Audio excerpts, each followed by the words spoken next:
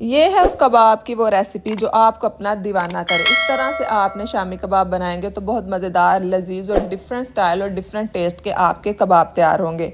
तो इसकी सबसे ज़्यादा ख़ास बात यह है कि इसको हम मिक्स करके चिकन और बीफ के मिक्स करके शामी कबाब बनाएंगे, जिससे हमारे पास चिकन का टेस्ट भी आएगा और बीफ का भी। तो हमारे जो कबाब हैं बहुत ही मज़ेदार और डिफरेंट स्टाइल के बनेंगे, यकीनन आपको पसंद आएंगे। इस रेसिपी से अगर आप शामी कबाब बनाएंगे तो इसको आप बना कर रख सकते हैं, आप लंच बॉक्स में भी दे सकते हैं और आप इसको फ्रीज़ करके काफ़ी अर्से तक इस्तेमाल कर सकते हैं।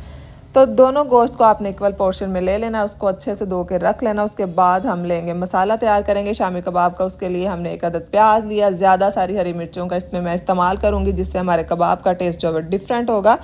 अभी हम सिर्फ यही मसाले इस्तेमाल करेंगे, बाकी तमाम जो मसाले हैं वो हम बाद में, जब हमारी दाल और गोश्त अच्छे से नरम हो जाएगा तो वो हम बाद में इस्तेमाल करेंगे। तो हम हंडिया लेंगे, उसके अंदर हमने गोश्त ऐड कर देना। उसके बाद जो दाल हमने भिगो के रखी थी वो ऐड कर देनी है, और प्याज और हरी मिर्ची का जो हमने पेस्ट नहीं, हमने बारीक चॉप किया था, वो हमने इसके अंदर ऐड कर देना है। और उसके बाद इसमें बेसिक मसालों में हमने नमक, लाल मिर्च का पाउडर और थोड़ी सी हल्दी ऐड करेंगे, और पानी ऐड कर देना है आपने।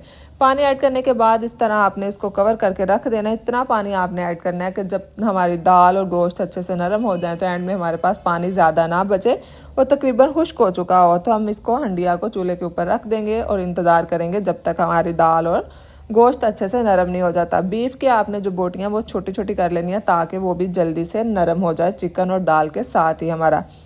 अब हमने धनियों का सैंपल कर लिया, उसको अच्छे से आपने बारीक चॉप कर लेना। चॉप करने के बाद धनिया को अच्छे से चॉप कर लेंगे। चॉप करने के बाद इसको रख लेंगे, और आप इस तरह से ये कबाब बनाएंगे डिफरेंट स्टाइल से तो बहुत ही मज़ेदार और लजीज बनेंगे आपके ये वाले शामी कबाब। तो हमारा पेस्ट है, दाल और हमारा गोश्त अच्छे से नरम हो चुका है। इसमें हम दस्ता आप थोड़ा सा चला सकते हैं अगर आपकी दाल और गोश्त अच्छे से मिक्स नहीं हुए। तो अब हमने इसमें ऐड किया ज़ीरा पाउडर और ज़्यादा सारी थोड़ी सी लाल नहीं, काली मिर्च का पाउडर मैंने ऐड किया, और उसके बाद हरा धनिया ऐड किया। ज़ीरा पाउडर और काली मिर्च का पाउडर ऐड करने के बाद 1 से 2 चम्मच आपने इसके अंदर ऑयल ऐड करना है, और उसको हाथों की मदद से तमाम पेस्ट को अच्छे से मिक्स कर लेना, ताकि जो तमाम मसाले हमने ऐड किए हैं वो अच्छे से मिक्स हो जाएं। तो हमारा पेस्ट जो है वो तकरीबन रेडी हो चुका है। तो अब हम हाथों की मदद से मज़ेदार से छोटे छोटे कबाब की शेप में आपने इसको कबाब दे देना है। इनको आप फ्रीज़ कर सकते हैं, फ्रीज़ करके रख लें, और आप इनको जब चाहें इस्तेमाल कर सकते हैं। अब हम इनको फ्राई करेंगे। अंडा लेंगे, उसको आपने अच्छे से फेंट के उसके साथ हम इसको फ्राई करेंगे।